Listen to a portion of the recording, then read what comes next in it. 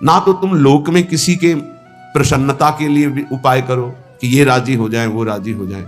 सच्ची कहते हैं, एकमात्र भगवान का जिसने आश्रय लिया और भजन कर रहा है, उसके सिवा आप कुछ और उपाय करके लाख प्रकार से देख लो, कोई राजी नहीं हो सकता। लाख उपाय कर लो, ये अनुभव की बात कह रहे हैं, नहीं, आप फंसते चले जाओगे दूसरे के राजी करने में और वो कभी राजी नहीं होगा। अगर राजी होने की बात है तो एकमात्र जो प्रभु का भजन करते हैं, ईमानदारी से जो धर्म में चलते हैं, वही राजी हो सकते हैं। प्रभु से विमुख को त्रिभुवन की राज्य लक्ष्मी मिल जाए तो भी वो राजी नहीं हो सकते।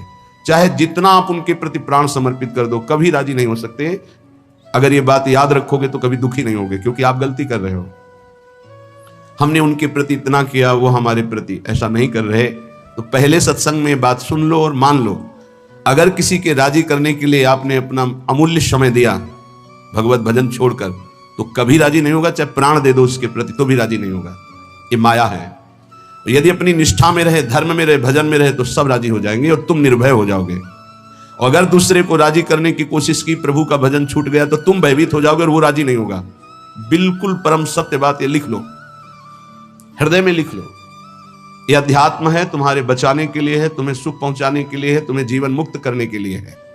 हे सखे, हे मित्र, ना जनरंजनम कुरु।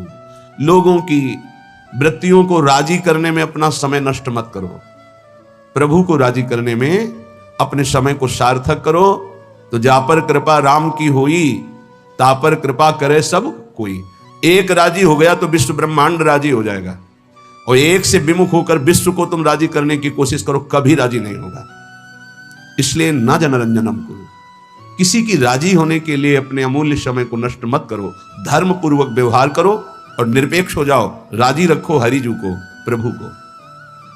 न कुरु कदिंद्रियाणाम, इन दुष्ट इंद्रियों को मनोरंजन मत करवाओ। न कुरु कदिंद्रियाणाम, इन इंद्रियों को छोड़ो मत मनोरंजन करने के लिए। ये बहुत दुष्ट है, सच्ची मानिए। ये केवल हृदय जलाती रहती है, कुछ नहीं है। पूरे त्रिभुवन में कुछ नहीं है। एक भगवान के सिवा आनंद नाम की चीज नहीं है। मन मलिन है, इंद्रियां मलिन है, इसलिए आपको ऐसा लगता है इसमें आनंद है। नहीं, सच्ची मानिए, एक दिन जब आनंद का आपको अनुभव होगा प्रभु के जनित, तब आप देखोगे तो त्रिभुवन में कहीं कोई आनंद नाम की चीज नहीं। जैसे सुबह सूर्य उदय के समय जब हम गंगा किनारे चलते थे, तो आगे रेत में ऐसा भ्रम हो जाता था कि निर्मल जल भरा हुआ है। मरुभूमि में रेत में ऐसा लगता था निर्मल जल भरा हुआ है। और जब ये लगता कि अब रास्ता बदलें, पर लगता चलो आगे तक चलते हैं, और जब जाती तो रेत मिलती, तो लगता यहां तो जल दिखाई दे रहा था। सूर्य की किरणों से मरुभूमि में जल का भ्रम हो जाता है, तो मृग दौड़ता हुआ मर जाता है, लेकिन उसकी प्यास नहीं बुझती। ऐसे ही मेरी इंद्रियां, मेरा मन, इन दिखाई देने वाले सुखों में महान दुख है, ये जान नहीं पाती, और इनके भोगने में पूरा जीवन नष्ट कर देती। मनोरंजन, केवल मनोरंजन। मन 5 ज्ञानेंद्रियों के साथ भोगों में रंजन कर रहा है। कह रहे हे सके ना कुरु कदिंद्रियाणाम, इन इंद्रियों को मत छूट दो, नहीं तुम्हारे जीवन को नष्ट कर देंगी। सदा विधेय बहुगंजनम, जैसे बने वैसे इनकी विषयों से प्रीति को तोड़ दो।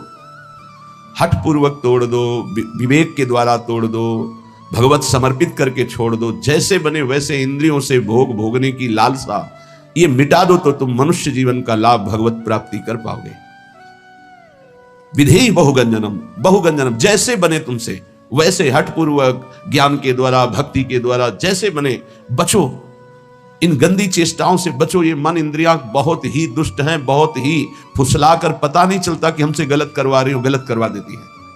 हंसते हंसते, खेलते खेलते अपराध बन जाता है, मन मलिन हो जाता है। पक्का समझ लेना। पहले उत्साहित करते हैं, फिर यही डराते हैं। पूरे जीवन डर में जीना पड़ता है उसको जो अधर्माचरण करता है। कल्पनात्मक भय, सामाजिक भय, भागवतिक भय, कर्म का भय उसे दंड देता रहता है। तभी वो डिप्रेशन में पहुंच जाता है। बिना पाप कर्म के डिप्रेशन नहीं होता, ध्यान रखना। हमसे जब अशुभ कर्म हो जाते हैं और मेरा मन मलिन हो जाता है, तब चिंता, भय, शोक इनकी हो ऐसे क्रम बाई क्रम, कभी चिंता में डूबा हुआ है, कभी शोक में डूबा हुआ है, कभी कल्पनात्मक भय में डूबा हुआ है। वही मन जिसने इंद्रियों को उत्साहित करके पाप कर्म कराया, वही पूरे जीवन दंड देता है। इसलिए सदा विधेय बहुगंजनम, हे मित्र, जैसे बने वैसे पापाचरण न होने पावे, इंद्रियों के मनोरंजन में फंसकर अपने जीवन को नष्ट मत करो। ये बहुत दुर्लभ देह है, इससे भगवत प्राप्ति कर लो। प्रणय भंजनम सर्वतः, किसी से भी आसक्ति ना होने पावे, किसी से भी ममता किसी से ना होने पावे। प्रीति करो सबसे, सब जीवन सो प्रीति, रीति निबाहत आपनी, श्रवण कथन परतीति, यह जो कृपा हरिवंश की। प्रियालाल के यश कीर्तन, यही हमारे जीवन। वाणी से उनके गुणों का कीर्तन, नाम का कीर्तन, श्रवणेन्द्रिय से उनके यश का श्रवण, नाम का श्रवण, और सबसे प्रेम का व्यवहार।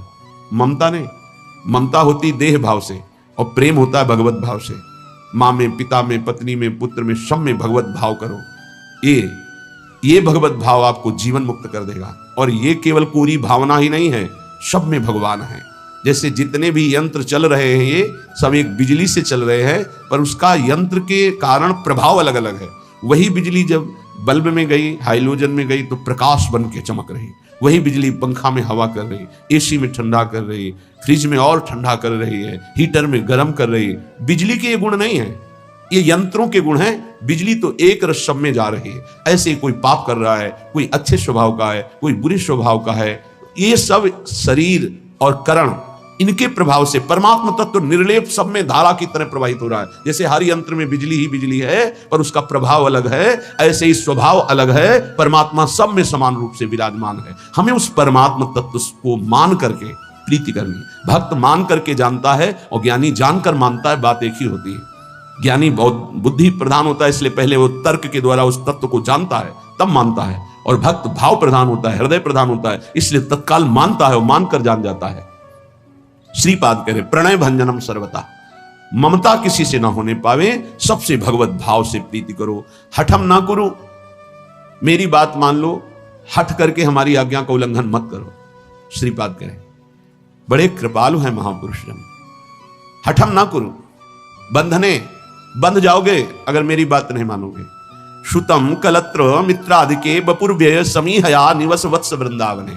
ए भाई, ये बपुर, ये शरीर, इसकी पत्नी, इसके पुत्र, इसके पिता, इसके माता, इसके भाई, इसके रिश्ते, इसके नाते, ये सब माया के बंधन है। अगर उनमें भगवत भाव नहीं करते हो तो तुम्हारा जीवन इसी मोह ममता में फंसकर नष्ट हो जाएगा। अगर भगवत भाव करते हो तो नाथ सकल संपदा तुम्हारी, मैं सेवक समेत सुत नारी। नाम जप हो रहा, धर्म पूर्वक कर्तव्य का पालन हो रहा, सब में भगवत भाव, आपका अंतिम परिणाम भगवत प्राप्ति ही होगा, पक्का समझ लीजिए। मनुष्य जीवन का परम लाभ निश्चित प्राप्त होगा। तो कह रहे हट करके इनमें आसक्ति मत करो, इनमें देह भाव मत लाओ, भगवत भाव लाओ। तो हम कैसे लावें? तो बोले आओ श्रीधाम समीहया निवश वत्स वृंदावने।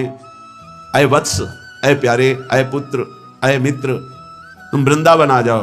वृंदावन में तुम्हें रसिकों का संग मिलेगा और उस संग के प्रभाव से तुम सबसे प्रेम करो, लेकिन ममता किसी से मत करो, आसक्ति किसी से मत करो, मोह किसी से मत करो। खूब नाम जप करो। इसी जन्म में तुम्हें अनेक जन्मों के पापों का जो तुम्हारा संचित भंडार है वो सब भस्म करने का अवसर है।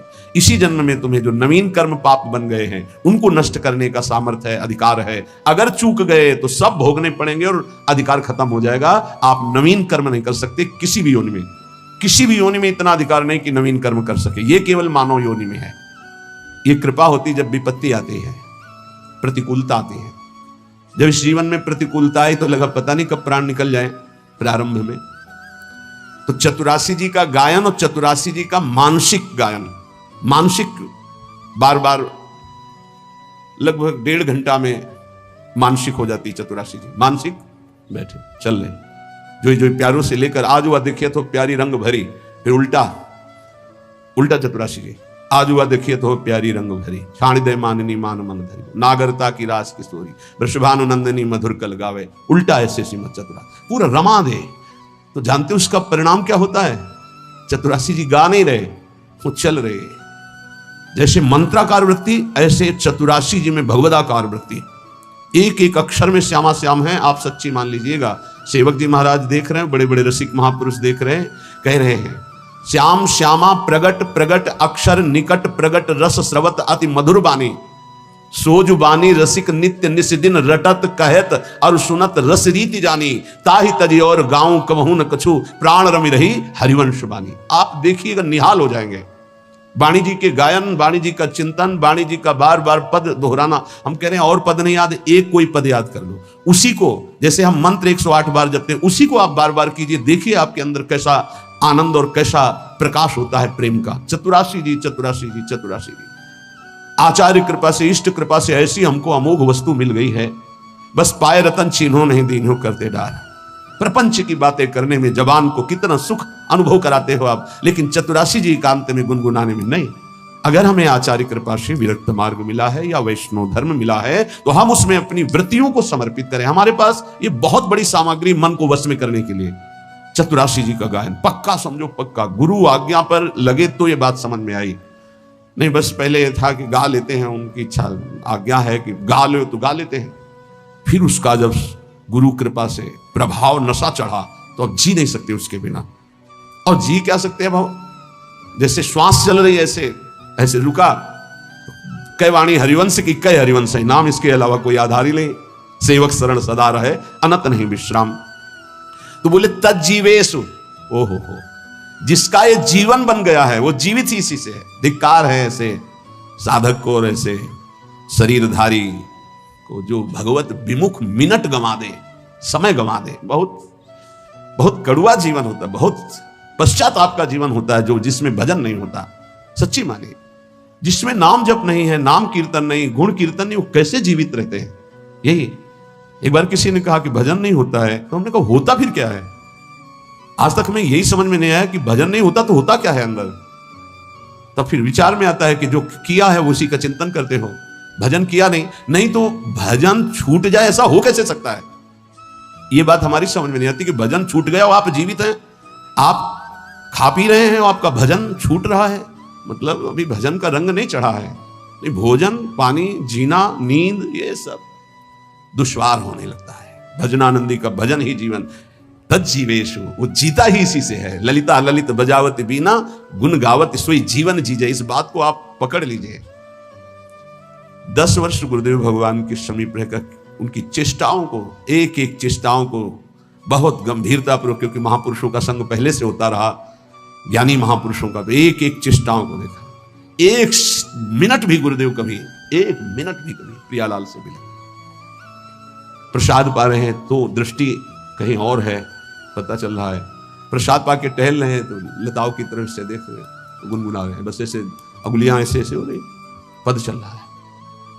अगर मौन में है, गले में हरकत हो रही है, मंत्र चल रहा है एक क्षण के लिए भी। और नित्य पद के गायन करते हुए सब ठीक। 4 बजे से 6 बजे तक केवल पद गायन की सेवा थी, केवल पद गायन की। ब्रजनोत्तर बनी भावना देख सके राधा बन की ली, बस एक शब्द जी, पूरा पद, फिर धीरे से एक शब्द। क्या इन पदों में महासुख है। मान लीजिए, आप औषधि मान करके इसको स्वीकार कर लीजिए। बड़े बड़े साधनाओं से जो लाभ नहीं मिलता, चतुराशी जी से विश्वास कीजिए। नाम बाणी जहां श्याम श्यामा तहां, नाम बाणी सुनत श्याम श्यामा सुबस, नाम बाणी निकट श्याम श्यामा प्रगट। तज्जीवेशु च वर्णयन समरसई संभूहि संतर्कयन।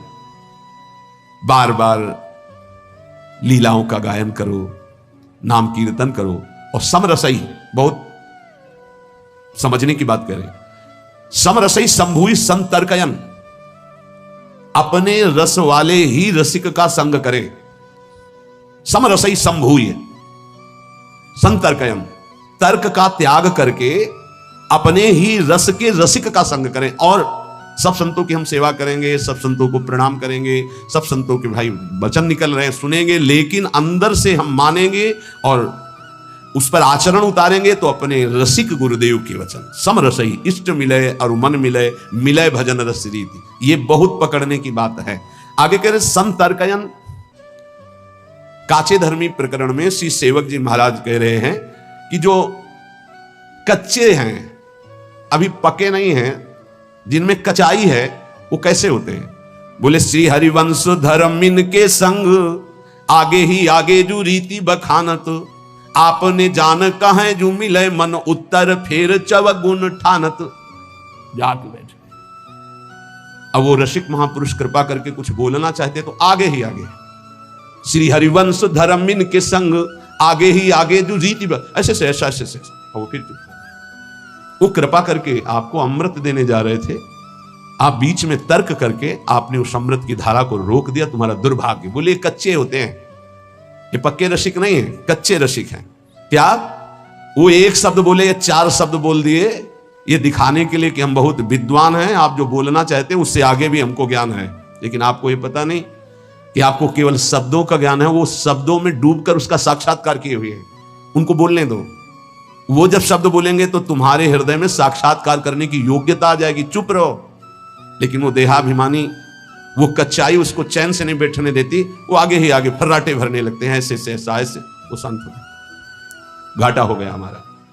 सेवक जी कहते हैं वैसे तो बड़े अनन्यता की बात करेंगे, और बैठत जाए भी धर्मिन में तब बात धर्म किए को नानत, काचे धर्मिन के सुनो छंद धर्मी धर्म मरम न जानत।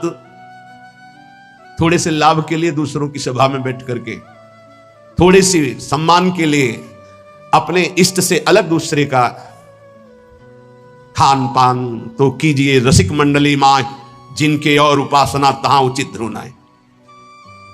बैठत जाए भी धर्मिन में तब बात धर्म की एको न मानत। ये हमने देखा कि जो बौद्धिक और तार्किक प्रकृति के लोग होते हैं, फलाकांक्षी होते हैं, उनको सुधारना बहुत कठिन है। और जो बच्चा होते हैं सहज सरल आकर के ना, उनके बहुत जल्दी उन्नति हो जाती है।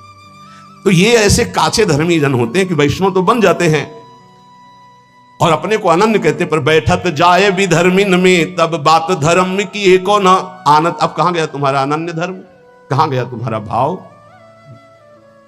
ये कच्चापन छोड़ दो तो प्रिया प्रीतम तुम्हारे हृदय में हरिवंश प्रताप से उदय हो जाएंगे। ये हरिवंश धर्म के सिद्धांत का वर्णन करने वाले श्री सेवक जी महाराज कह रहे हैं, तो बातनी जूठनी खानी काहे मुख देत प्रसाद अनूठो ही छाड़त, ग्रंथ प्रमाणी के जो समझाइए तो तब क्रोध रार फिर मानत।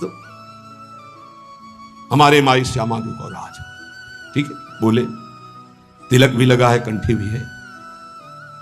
ये प्रत्यक्ष की बात करें, रात्रि के शयन के बाद टिकिया का प्रसाद इतनी छोटी छोटी, कभी मिला होगा आप लोगों को, देखा होगा प्रसाद श्री जी के शयन भोग का बाद में बढ़ता है, छोटी छोटी टिकिया, ऐसे बड़ा सौभाग्य होता है। तो 4-5 हमें दे दी, वैसे एक एक ही बांटते, पर प्रभु की लीला 4-5 दे। अब हमारे अंदर आया कि इसे बांट के पाना चाहिए।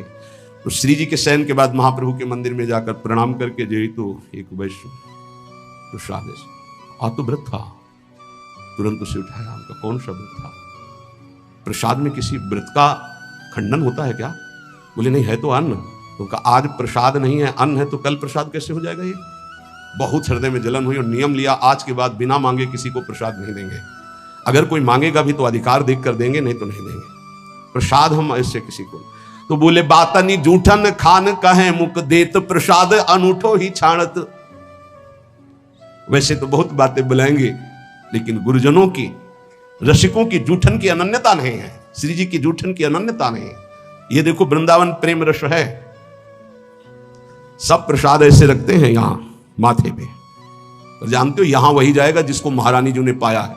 अगर महारानी जो विराजमान है पार्श्व में कहीं भी, तो जूठन जाएगी, और महारानी जो विराजमान है तो यहां प्रसाद होगा, यहां नहीं जाएगा।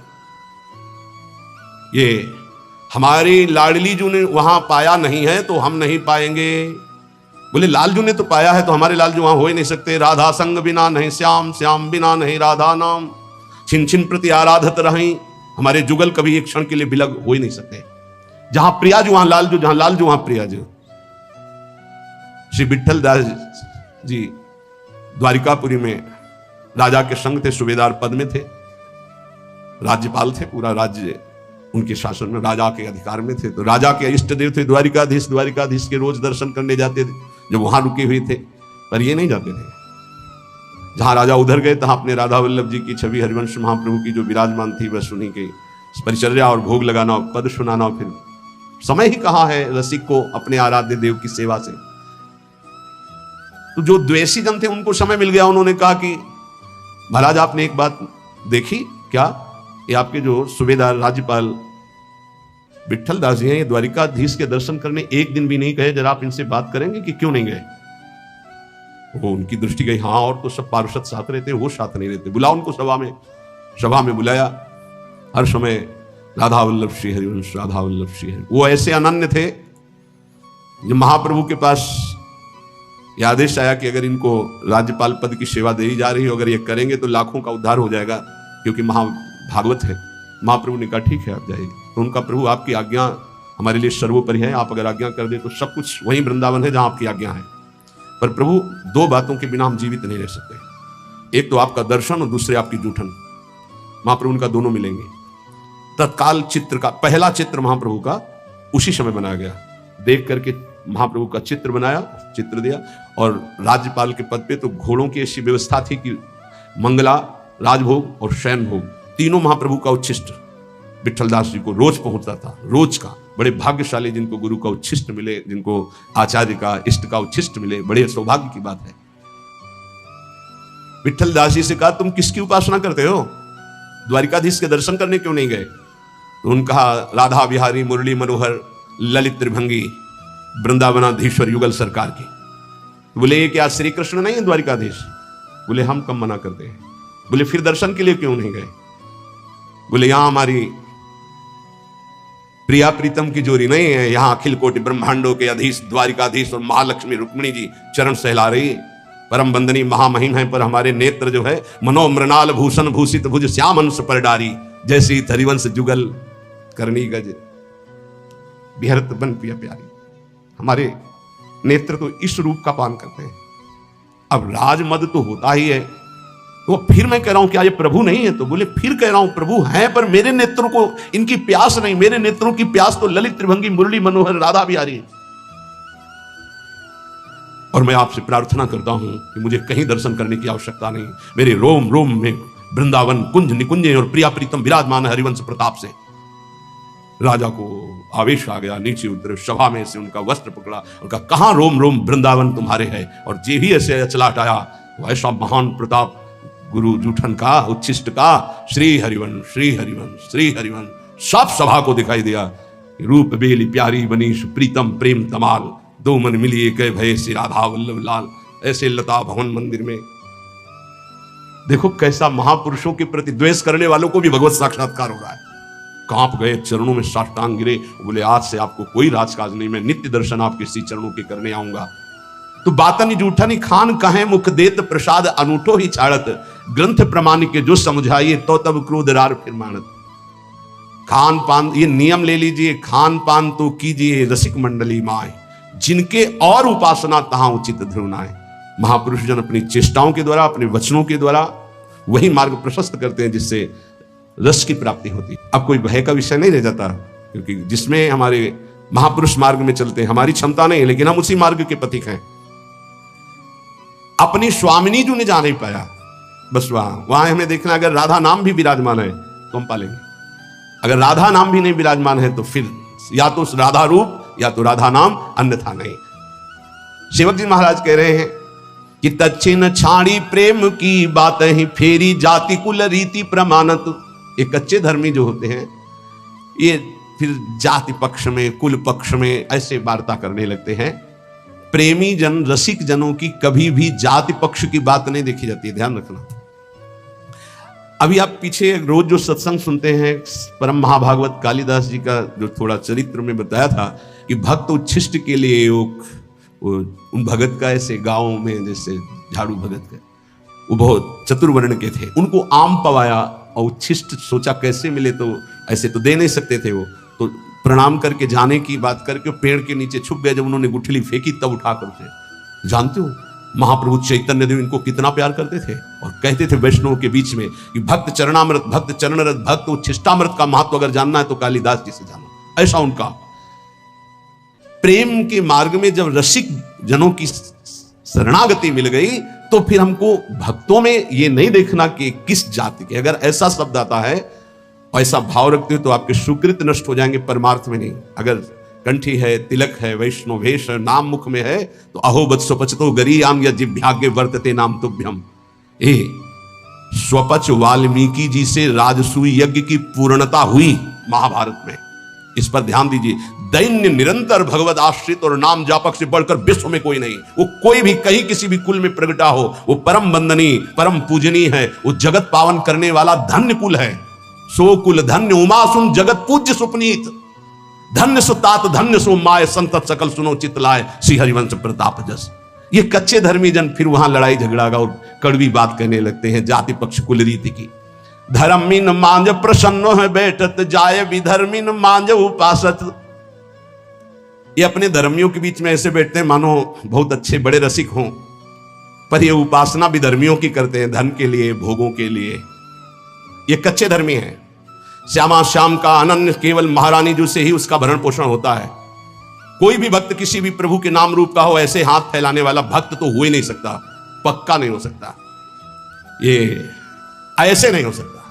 भगवान के दास को ऐसे करते नहीं पाया गया है, ऐसे करते ही पाया गया है। भिक्षान्न के सिवा ऐसे करने का अधिकार साधक को नहीं है, भगवत दास को नहीं है। जथालाभ संतोष सदा काहू सो कछ न चाहूंगू, जैसे मेरे आराध्य देव रखे, चाहे वो गृहस्थ हो चाहे विरक्त हो। बोले लालच लागी जहां जैसे तहां तैसे सोई सोई तीन मध्य प्रकाशत। 500 रुपये वहां दक्षिणा मिलेगी, रसगुल्ला रबड़ी खाने को मिलेगा, भंडारा है, टिकट लिया चले गए। किसका भोग लगा है, कौन पवारा है, किस भाव से पवारा है, कोई मतलब नहीं। देखो जो विरक्त जन है उनका तो उदर पोषण कहीं ना कहीं से होता ही है, वो बात एक अलग कोटि की है। लेकिन प्रायः बहुत ध्यान देने योग्य बात है कि संत जनों का भंडारा कोई बिरला ही ऐसे करता है जैसे अपने पुत्र को पवाया जाए। पुत्र को पवाने में न पुण्य की भावना होती है न किसी तरह के अन्य लाभ की। मेरा पुत्र पाले यही हमारी सुखवृत्ति है, तो ये संत जन पाली हमारा सौभाग्य। ऐसे कोई बिरला पवाता है, नहीं तो किसी के पधारने का पवाता है, या कोई पाप हो गया तो पवाता है, या कोई नाना प्रकार के कुकर्म हो गए तो बोले संतों को पवा दो सब माफ हो जाएगा। बहुत होश में उसको भोगना पड़ता है। किसका भंडारा हो रहा है, किस हेतु से हो रहा है, किसका भोग लगेगा, ये 3 बातें ध्यान रख करके ही विरक्त को तो कहीं ना कहीं पाना ही होगा। और पाने के बाद दक्षिणा लेने का अधिकार नहीं। क्यों? क्योंकि प्रसाद पाना तो उदर पोषण के लिए ठीक है हमें, और अब बड़े बड़े भेंटे बड़ी बड़ी वस्तुएं नहीं। अच्छा बोले ठाकुर सेवा के लिए तो लेना है, तो ठाकुर सेवा हमारे भाव से होती है। हमारे रसिकों ने ठाकुर सेवा कैसी बताई अपने लोगों को? दोना में पानी भर के रख दिया, 3 दोना में। अब उसी में हम भावना करें, एक में खीर है, एक में कढ़ी है, फुल्का ये रखा हुआ है, इसमें अमुक पदार्थ है अमुक, और आधा घंटे भाव में डूबे हुए या भोग के पद गाते हुए, जो वृंदावन दास जी ने 56 भोग का वर्णन किया, पूरा पद गा दिया और आचमन कराया और जल उठा के पी लिया, लग गया हमारी श्री जी को भोग। ये हमारी श्री जी को इधर उधर के पैसों से इत्र और भोग और ये सब वस्तुएं नहीं चाहिए। आप सच्ची समझिए, भावोत्सवेन भजताम रसकाम धेनुम तम राधिका चरण रेणु महाविस्मरानी। एक माधुकरी की रोटी हो, एक बड़े धनी मानी के द्वारा बनाया हुआ 56 भोग हो, तो श्री जी माधुकरी की तरफ देखेंगे। ध्यान रखना, ये कभी भावना करो कि किसी की हम चाटुकारिता करके रुपया पैसा इकट्ठा करके श्री जी को भोग लगाएंगे तो श्री जी राजी हो जाएंगी। नहीं, भावोत्सवेन भजताम। तो लालच लागी जहां जैसे तहां तैसे सोई सोई तीन मध्य प्रकाशत। ये नहीं है साचे धर्मियों के हृदय में ऐसी बात नहीं हो सकती, काचे धर्मियों के हृदय में होती है। कच्चे धर्मी जहां जो दक्षिणा और लाभ और कपड़ा और लत्ता वहीं खड़े नजर आएंगे। सेवक जी महाराज कह रहे बादही होते कुम्हार को कूकर, खाली हृदय गुरु रीति न मानत, काचे धर्मिन के सुनो छंद धर्मी धर्म मरम न जानत। कुम्हार के घर में अगर कुत्ता प्रवेश करे तो क्या मिलेगा? सैकड़ों माट रखे हुए हैं लेकिन उनमें कुछ नहीं है, केवल उसको उस भांड में घूमना है, मिलेगा कुछ नहीं, क्योंकि वो कुम्हार का घर है। उसमें केवल मिट्टी के पात्र बने हुए रखे हैं, कुछ पक्के कुछ कच्चे, कुछ नहीं है उनमें। बोले ऐसे ही ये जो कच्चे हृदय वाले लोग होते हैं भटकते रहते हैं, इनको कुछ शांत नहीं लगता, न रस और न लोक की वस्तुएं। कोई पूछ रहा था किसी निज जनों से, महाराज जी कोई चमत्कार करते हैं, महाराज जी कोई चमत्कार बताते हैं? वो सोचते कोई जादू कोई टोना, इतने लोग लगे कोई जादू तो जानते होंगे। अरे सद्य वसीकरण चूर्ण मनंत शक्तिम तम राधिका चरण रेणु मनुस्मरामी। अखिल कोटि ब्रह्मांड नायक को अधीन कर ले, ऐसी रज में रहते हैं, चमत्कार कौन सा?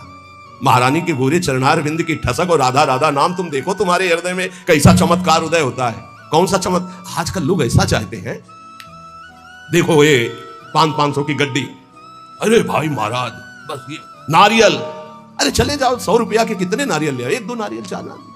भजन से नारियल पैदा कर दिया, इत्र 50 रुपया का इत्र मिल जाएगा, उसके लिए चमत्कार भजन। और बोले इत्र निकाल दिए और नारियल निकाल, सबके देखते देखते कुछ नहीं, बोले केला निकाल दिया, ठेलिया खरीद ले यार, 1000-2000 में क्या पैसा, क्या चमत्कार। भजन का फल है ललित किशोरी जुगल जिस्क में बहुतों का घर गलते देखा, डूबा प्रेम सिंधु में कोई हमने नहीं उछलते देखा। अपने एक लड़का को स्मार्ट मोबाइल देते हो, फीस देते हो, पढ़ाते हो, लिखाते हो, पाई भर तुम्हारी नहीं मानता। एक लड़का एक बिटिया संभाले नहीं संभलता, चमत्कार देखने चले। बाबा का चमत्कार दिखाओ। चमत्कार एक इनकी खोपड़ी में बैठ करके राधा नाम सबको चला रहा है, सब संयम में है, कोई मनोरंजन किसी के पास नहीं, जिनको सेवा है केवल उनके पास मोबाइल, सब सावधान और रोज अपनी दिनचर्या में रत रहते हुए ये सब इष्टाकार वृत्ति की तरफ चल रहे हैं। हम इनको मन से प्रणाम करते हैं कि हमारी आज्ञा हमारे गुरुजनों की परिपाटी पर चल रहे हैं। चमत्कार किसे कहते हैं? मन का परिवर्तन कर देना, ये राधा नाम का चमत्कार है, ये राधा नाम का प्रभाव है। पता नहीं लोग साधु महात्मा को क्या समझते हैं। जादू देखना है तो जादूगर के पास जाओ ना, पानी में ये दिखा देना, रुमाल में कबूतर निकाल देना, ये देखो जाके। साधु का चमत्कार देखना है मन का परिवर्तन, तुम्हारा मन और तन दोनों पवित्र होकर सच्चिदानंद भगवान में लगे। आज इसीलिए तो साधुता बहुत दुर्लभ हो गई है कि साधु महात्माओं को भी लोग नौटंकी मनोरंजन का एक पात्र समझते हैं। ताली बजा दी, बात सुने, कोई नेता का भाषण, ताली बजा दी। मन का परिवर्तन, तन का संयम और सच्चिदानंद में वृत्ति को जोड़ना। अजब रंग अनुभव बरसन लागे, अनुभव, हृदय का अनुभव, हृदय का परिवर्तन। क्या बोले? काम क्रोध मद आस वासना अर्क जवास ही झरने लागे, अजब रंग अनुभव बरसे लागे।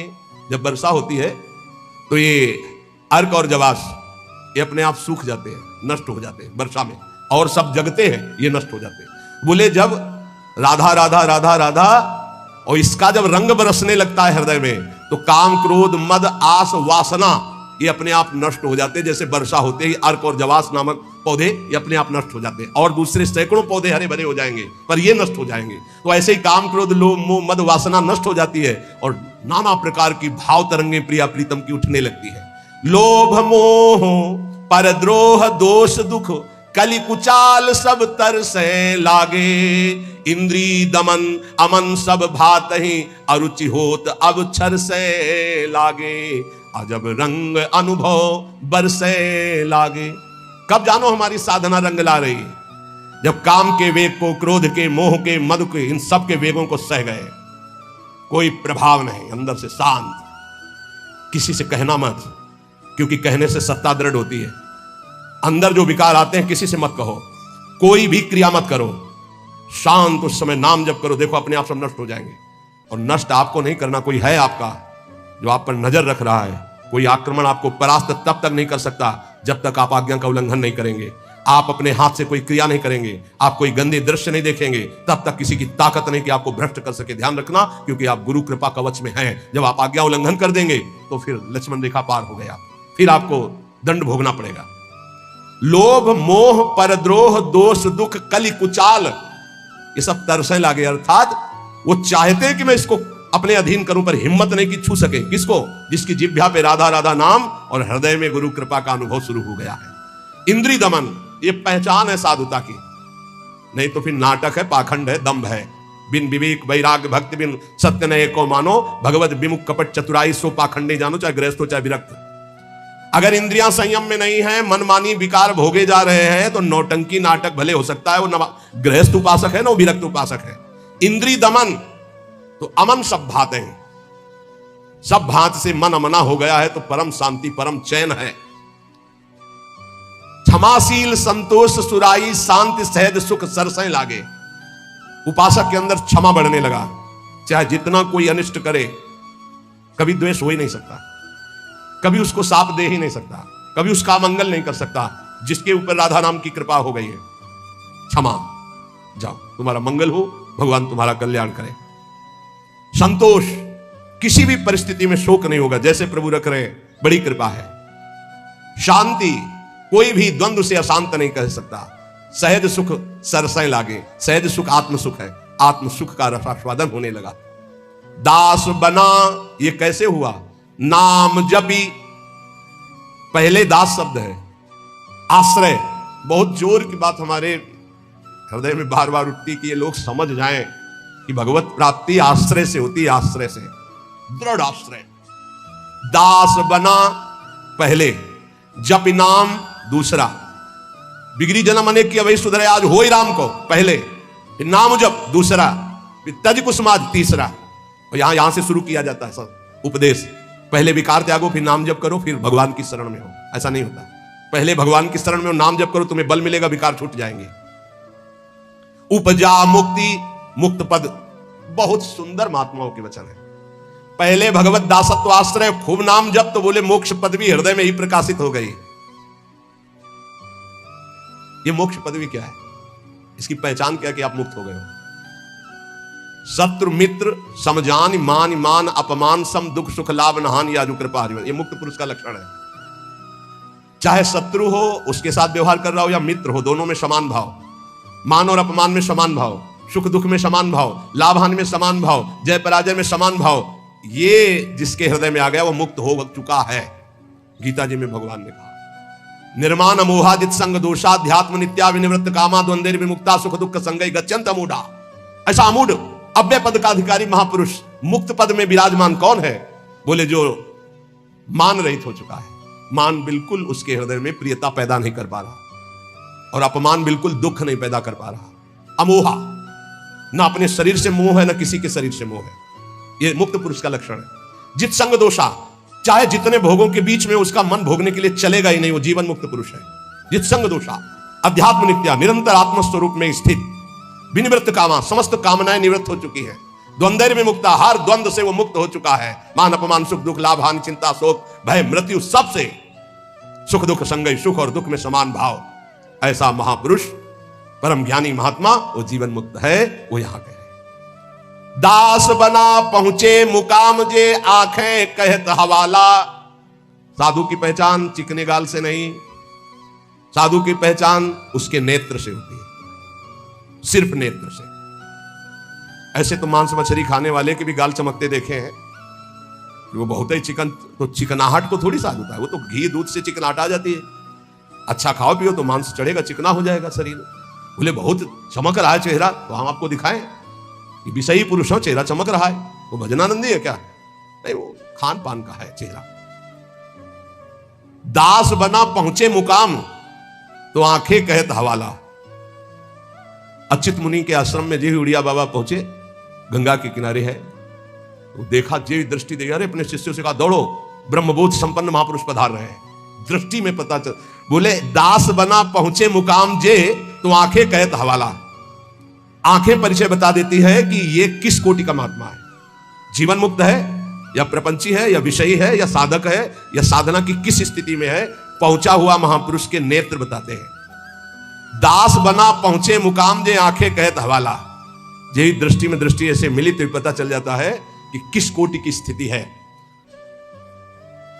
अब बता रहे हैं कि दो प्रकार की आंखें होती सिद्धों की। एक होती है जो ज्ञान सिद्ध होता है, करुणा और मैत्री, दो आंखों में नहीं होंगे, करुणा और मैत्री नहीं हो, क्योंकि वो निर्मम निरहंकार अद्वितीय स्थिति को प्राप्त महापुरुष बिल्कुल शुष्क काष्ठवत हृदय, ना दया ना करुणा ना मैत्री ना द्वैत, जब अपने सिवा है नहीं कोई, तो आप उनकी दृष्टि में देखोगे तो ना हिलन ना डुलन, और नेत्र के आसपास की सारी पुतली साफ एकदम श्वेत, वो ब्रह्माकार वृत्ति के नेत्र होते हैं। रुद्रवत एकदम दृष्टि उनकी, और बिना चंचलता रहे, बार बार ऐसे नहीं, खुले हो एकदम अलक्ष श्वेत पुत्री, सिंहवत दृष्टि। और दूसरे होते प्रेमियों के, नशा ललाई, जैसे भांग छाने हो या कोई नशा करे हो तो लाल आंख नहीं हो जाते, ऐसे लाल आंख होती है प्रेमियों की, क्योंकि प्रायः वो रुदन करते हैं, तो आंखें सूजी हुई या आंखों के नीचे लालिमा। थकित पूतरी, वो एक विचित्र दशा, बड़े ही सरस, बड़े ही व्याकुल, बड़े ही थकित नेत्र। पलक न लागत हाला, अपलक दृष्टि उनकी भी रहती है। ज्ञानी की दृष्टि भी ऐसी होती है, प्रेमी की दृष्टि होती है, पर दोनों में अंतर होता है। एक एकदम काष्ठवत शुष्क, मतलब वो शब्द अशुद्ध होगा, उदाहरण नहीं दिया जा सकता, जैसे खुली हुई मुर्दे की आंख, कोई हलन डुलन चलन कुछ नहीं। कई बार उड़िया बाबा को बाहरी लोगों ने समझा कि पधार गए हैं, ऐसी दृष्टि बस कुछ नहीं।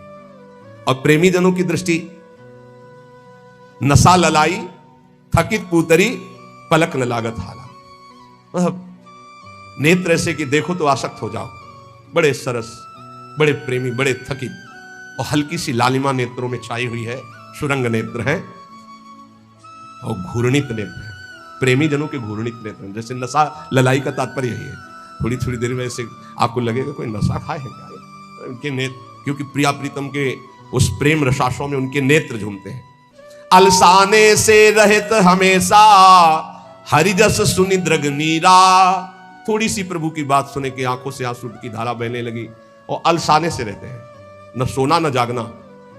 अखियां रूप के रंग रंगी, निरखी स्वरूप कुंवरी राधे को, याही माही पगी, ये अखियां रूप के रंग रंगी, न सोई न जगी।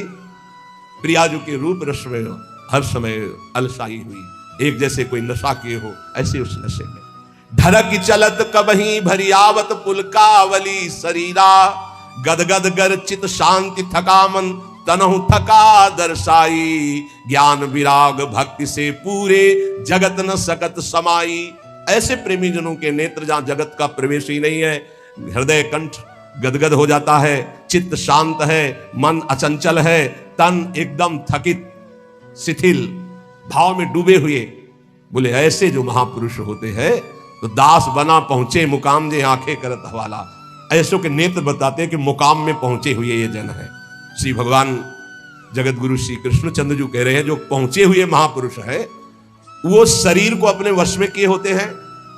यही सबसे बड़ी चूक हो रही है, ये बहुत बड़ी चूक है जो हमारी निंदा का कारण बनती है। हम संतों की या भक्तों की जो निंदा का कारण बनता है वो ये नाशवान दुष्ट नीच शरीर है। इसको जब तक मैं माना जाएगा ये नीच आचरण कराता ही रहेगा, गुरुजनों की, आचार्यों की, भगवान की निंदा करवाता रहेगा। एक शरीर से गलती होने पर समस्त साधुओं की तरफ लोगों की दृष्टि अश्रद्धा से हो जाती है।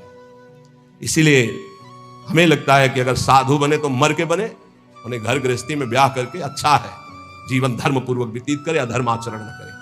बहुत बड़ी त्रुटि समझो, एक गलती से लाखों लोगों की श्रद्धा संतों के प्रति नष्ट हो जाती है।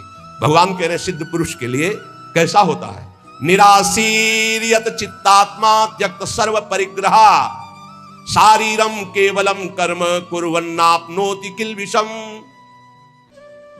यत चित्तात्मा, जिसने अपने शरीर को अधीन कर लिया। ये प्रार्थना है सब साधकों से, कोई ऐसी चेष्टा मत करना जिससे भेष को गाली मिले। हमारा गति हो या दुर्गति हो तो ठाकुर जी जाने। कभी ऐसी जगह न खड़े होना, कभी ऐसी चेष्टा मत करना, कभी ऐसा संग मत करना। ये ध्यान रखो कि तुम्हारे से एक बहुत बड़ी धारा जुड़ी हुई है, तुम्हारे गुरु, गुरु के गुरु, गुरु के गुरु, आचार्य, इष्ट, पूरा। एक आपकी गलती पूरे को गालियां दिलवा सकती, पूरे विश्व के संतों के प्रति अश्रद्धा हो सकती। इसलिए सावधान। जिंदगी में हम नीच हैं, पामर हैं, हमारी गति हो दुर्गति हो भगवान जाने, हमसे ऐसा आचरण न बन जाए कि हमारे गुरुजनों को गाली मिले। उन्होंने कोई हमारे साथ धोखा दगा नहीं किया, मंत्र दिया, उपासना दिया, वेश दिया, तो आचार्य और गुरु और इष्ट इनको गाली ना पड़े, हर समय सोचना चाहिए। ये शरीर को जब तक जीतोगे नहीं तब तक गलती हो ही जाएगी, चाहे कसम खा लो, चाहे जो कुछ कर लो। इस दुष्ट शरीर को जीतना चाहिए। बात ध्यान से समझना, ये बहुत दुष्ट है। जीवन हो जा रहा खवाए खवाए खवाए खवाए, अब खाया नहीं आज तक। जीवन हो गया दिखा दिखा करके दुनिया को, आंखें नहीं भरी, कान नहीं भरे। ये वही दुष्टता, अपनी चाल, ये देखना, ये सुनना, ये भोगना। यह चित्तात्मा सांसारिक आशाएं और इच्छाएं जब तक है शरीर को बस में नहीं कर सकते। साधुओं के वैराग्य मार्ग में या भगवत भक्त होकर के चेहरा बनाने की जरूरत नहीं है, स्वरूप बनाने की जरूरत। स्वरूप को प्रकाशित करो, पूरा विश्व नमन करेगा। चेहरा तो नौटंकी नाटक वाले बनाते हैं, जब थोड़ी देर के लिए साधु बनते हैं वो बनाते हैं, जिससे पूरा साधुता का हम रोल कर सके। हम रोल नहीं करते, हम उस मार्ग में चलने वाले पथिक हैं। साधुता का रोल 2 घंटा कोई कर सकता है, लेकिन जीवन भर साधु बन के रहना वो बहुत कठिन बात है। इसलिए ये नहीं, हम भगवत मार्ग के पथिक। हमारा कोई भी बाहरी शारीरिक नाटक ऐसा नहीं होना चाहिए जो धर्म विरुद्ध हो, बिल्कुल समझ के चलना चाहिए। आज आचार्यों गुरुजनों के चरणों में बैठ करके साधुता का भाव नहीं। लाल कपड़ा हम या पीले कपड़ा हम पहने, इसके बाद यहां से बढ़िया माकुआ तेल लगा के ऐसे, ये कौन से शास्त्र में लिखा है? तुम्हारी कौन सी परिपाटी, कौन सा भेष ऐसा है? बिल्कुल नहीं। आज कोई टोकने वाला नहीं, इसीलिए बहुत से बिना गुरु प्रदत्त वेश धारण किए और वो मनमानी आचरण करते हो, कहा जाता साधु। पहले पैजामा कुर्ता कहा जाता साधु।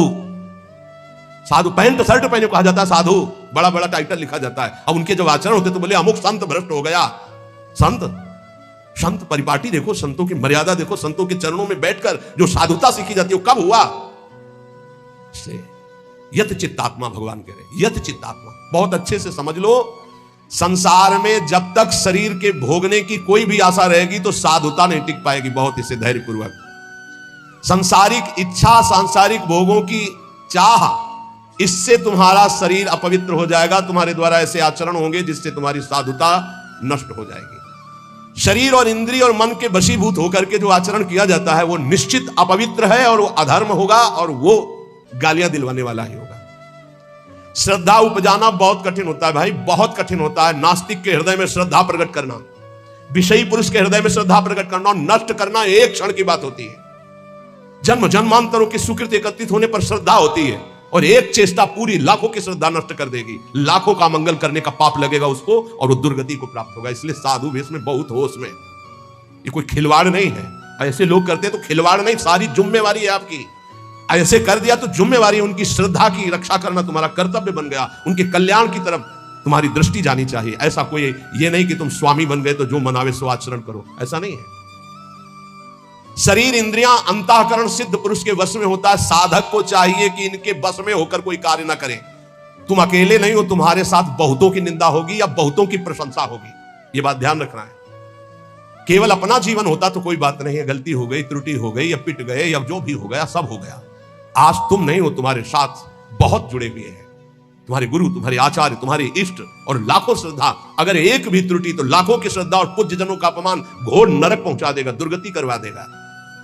त्यक्त सर्व परिग्रह, जो सिद्ध पुरुष होता है उस शरीर को ही अपना नहीं मानता तो और परिग्रह की बात क्या है। सब सन्यासी हो जो भगवत मार्ग के पथिक हैं, ये तो सर्वाणि कर्माणि मयि सन्न्यस्य मत्पराः, सारे कर्म भगवान को अर्पित करके जो भगवान के परायण है, चाहे गृहस्थ हो चाहे विरक्त हो, वो सन्यासी है।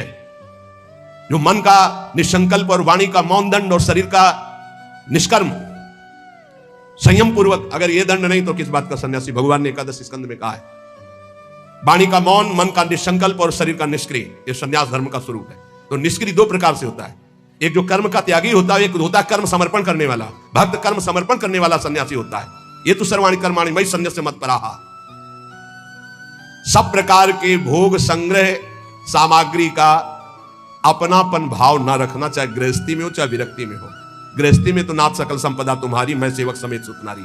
विरक्ति में तो जो हमारे पास मिला है वो साधु सेवा, भगवत सेवा के लिए मिला हुआ भगवत प्रदत्त वस्तु है, अपना अधिकार नहीं। अपने नौकर है, सेवक है, सिर्फ सेवा।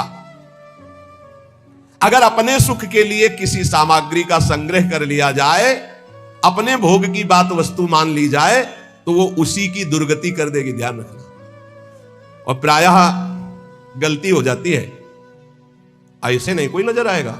जब कष्ट सह रहा होगा साधक तब कोई नजर नहीं आएगा, और जब उसके पास वो वैभव एकत्रित हो जाएगा तो आ जाएंगे। कौन हो आप? तुम्हारे मामा पहचाने नहीं, अभी तक मामा कहां थे तुम भाई, अभी तक कहां? बचना, हम जो प्रार्थना करें उसको अंदर से समझना। जहां मकान बना, जहां वैभव एकत्रित हुआ, तो पूर्व जीवन के रिश्ते नाते संबंधी आके और वहां का अधिकार जताते हैं, और वहां के फिर संबंधी अपना संबंध स्थापित करके उसके अधिकारी बनते हैं, और फिर जिनके लिए आया था फिर उनकी दुर्गति होती है। भी ध्यान रखना, यही की घटना है। वो भक्तमाली जी अंतर ध्यान हो गए, उनकी बात है। वो बता रहे थे कि साधु के भाई आए, तो साधु को कहीं ना कहीं से अर्थ मिलता ही रहता है, साधु सेवा, भगवत सेवा। तो उन्होंने कहा अमुक कार्य है, 1 लाख रुपया दे दो। एक घटना है, कोई कथा नहीं। तो 1 लाख दे दिए। अब जब वो आते तो कहते भाई दे यार 1 लाख रुपया, साधु सेवा वाला ले गए थे। अरे भाई दे देंगे, बड़ी समस्या गृहस्थी में रहती है, आप तो बाबा जी हो, आपको क्या पता गृहस्थी में। अब भाई है तो कह नहीं सकते हो, इतने में उनका शरीर पूरा हो गया। संत भगवान का जानते हो क्या बने थे? श्वान, कुत्ता, आश्रम के बाहर बैठे पिल्ले के रूप में। तो किसी महापुरुष को स्वप्न दिया कि मेरा उद्धार करवा दो, मेरे से गलती हो गई। 1 लाख रुपया अपने भाई को देने के कारण मेरी गति बिगड़ गई, और मैं वृंदावन में ही अमुक आश्रम का हूँ, अमुक अमुक हूँ, सामने बैठा हुआ हूँ, आप आके मुझे देख लीजिए, मैं आपको पहचानता हूँ।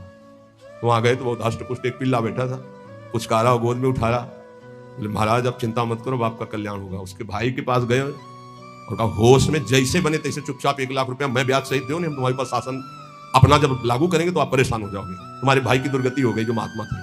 वहां से पैसा लाए, फिर आश्रम में भंडारा किया, और फिर कुत्ता का कुछ दिनों में शरीर शांत हो गया, वो अपनी गति को प्राप्त हो। समझो, वैभव जहां बढ़े तो संसार के सेवा के लिए वैभव मिलता है, साधु सेवा, गौ सेवा, भगवत सेवा। और घर वाले, परिवार वाले, बिटिया का ब्याह है, हमारे सारे पैदा किया था क्या? मेहनत करो, मांगो, खाओ, जियो। हमारा तुम धर्म भ्रष्ट करने आए हो। वैराग्यवान कभी भूल करके एक सिक्का अपने परिवार वालों को ना दे, नहीं तो नरकगामी होगा। ध्यान रखना, ये हराम का पैसा नहीं है। गृहस्थ जन देते हैं भगवत प्राप्ति में लगे हुए संतों की सेवा के लिए, या श्री जी के लिए, या गौ सेवा, या धर्म सेवा के लिए। परिवार सेवा के लिए कोई कह के दे तो बात अलग है, कौन देता है परिवार सेवा? इसलिए किसी भी सामग्री को अपनी ना मानना, त्यक्त सर्व परिग्रह, ये भगवान का आदेश है। सिद्ध पुरुष में ऐसा नहीं होता, वो अपना ना शरीर ही मानता है ना कोई वस्तु मानता है। लेकिन साधक की बात ध्यान रखे, उसके पास जो भी भगवत प्रेरित सामग्री आई है वो अपने लिए नहीं, सेवा के लिए आई है। ठाकुर सेवा, संत सेवा, भगवत सेवा, समाज सेवा। जो भोग बुद्धि से अपने लिए संग्रह करता है उसकी बुद्धि भ्रष्ट हो जाती है और पतित हो जाता है। बस ये बात है, अपने लिए नहीं। बहुत जोर का भगवान ने त्यक्त स्वर परिग्रह का भाव बताया है कि सिद्ध का यही लक्षण होता है। और ऐसे महापुरुषों के दर्शन किए प्रयागराज में, टाट की लंगोटी और एक बोरे का टाट ऐसे उड़े हुए, और ट्रक का ट्रक घी और चीनी और मैदा उतरता, ऐसे भंडारे चलते, पूछो मत। जो उनके भगत थे सबके चरण धोना, सबको नम्रता पूर्वक भगवान की तरह बैठाना और खूब प्यार से पवाना। और जो महात्मा जी थे वहां के, एक टाट और पट्टा ऐसे टाट का ऐसे उड़े हुए, और ऐसे ही रेती पे लेटना, ऐसे झोपड़ी बनी हुई थी उनकी, उसमें लेटना। और अरे वैभव की भीड़ लगी हुई थी।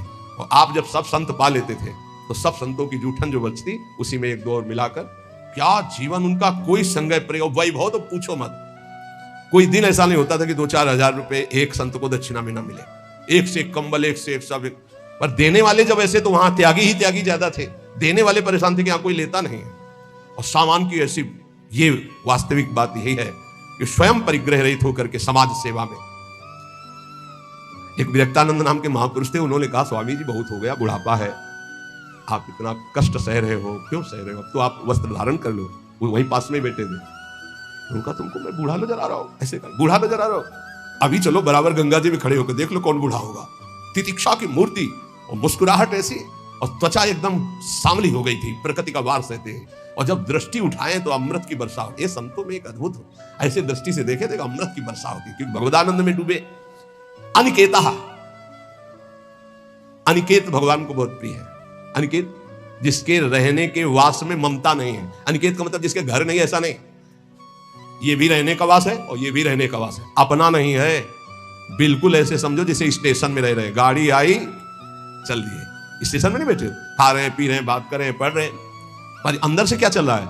हमारी गाड़ी आने वाली है, अमुक प्लेटफार्म में आएगी, वही इंतजार कर रहे हैं। बस हम मानो वृंदावन राधा के निकुंज प्लेटफार्म में बैठे हुए हैं, हमारी गाड़ी निकुंज वाली आने वाली है, बिल्कुल तैयारी में बैठे हैं। अपनी अटैची फिट है राधा नाम की, वो पास बना हुआ है निज मंत्र निकुंज का। बस आवे गाड़ी और चल दी। राधे श्याम भी कहने की फुर्सत नहीं इस गाड़ी में, इतनी रफ्तार की गाड़ी है कि अच्छा भैया ऐसे नहीं है, बस चल दिए। बस ऐसी तैयारी में रहो। यहाँ राधा के कुंज में कैसे रहना है? स्टेशन में जैसे रहना है। ये ना किसी का था, ना है, न रहेगा। बस समय गुजारो और श्री जी के पास चलना। अनिकेता, रहने के स्थान में ममता रहित होना। निराशी, सिद्ध पुरुष में कोई आशा नहीं होती, और साधक को आशा, कामना, स्पृहा और वासना, इसका त्याग करना पड़ता है। आशा किसी से नहीं, कामना कोई नहीं, स्पृहा कहते हैं कि कम से कम इतना तो चाहिए ही, ये भी नहीं, और वासना जो अंदर अंतःकरण में दबी होती है, इन सबको सहना है, सहने से ही मिटता है। बोले इतनी व्यवस्था तो होनी चाहिए। क्यों होनी चाहिए? हरि की इच्छा है कि इतनी भी ना हो तो उसमें राजी है, जोई जोई प्यारो करे सोई मोई भावे। हमें लगता है 25 वर्ष तो कुल्ला नहीं किया होगा। 25 वर्ष वो जो होता है ना, पेस्ट और मंजन या कुछ नहीं। जीवन को भगवदानंद में डुबोने के लिए पेस्ट लेके थोड़ी घुमा जाता है, कोलगेट इसके लिए से कहां रखा है? अरे इतना गुड़ मिल जाए और एक कमंडल गंगा जल चला जाए, बड़े भाग्य की बात। निराशी, इतना चाहिए ये भी नहीं होना चाहिए, इतनी तो आवश्यकता है ही हमारे जीवन के लिए नहीं। यही वृंदावन की कह रहे, पीछे से सब चला फटा था, राधा वल्लभ जी के दर्शन कर ले गए। एक ओमवती मैया नाम की विरक्त संत थी, राधा वल्लभी, पता नहीं भगवान लोग विराजमान है या श्री जी की सेवा में गई, और दष्ट पुष्ट ऐसे बैठती थी। आए बाबा, तो ये समझ में ना आवे, तेरा अचला फटा है, उनका समझ में तो आवे, लेकिन समझ तब हो ना जब रुपया हो हमारे पास, तो कुछ है नहीं, जैसा श्री जी दिए वैसा ले। सच्ची बाबा, हाँ भैया, तत्काल गए मार के लाई दो, वो देर लगती वहीं बदल के बाद कि जिसको फिक्र है वो करो। हमारे पास जो है जैसे है निराशी, आशा भी नहीं कि इतना तो चाहिए ही, अगर वो भी फटके गिर जाए तो बाबा जी तो बाबा जी, भगवत आश्रित है। दिगंबर, दिग माने दिशाएं ही, अंबर माने वस्त्र, जिसका वस्त्र दिशाएं हैं। चलो व्यवस्था है तो पहले, नहीं है तो हमारी दिशाएं ही वस्त्र है, दिगंबर। और इसकी भी ट्रेनिंग हुई है काफी, कई महीने इसकी भी हुई, संन्यास में इसका भी संन्यास दिया ही जाता है दिगंबर करके।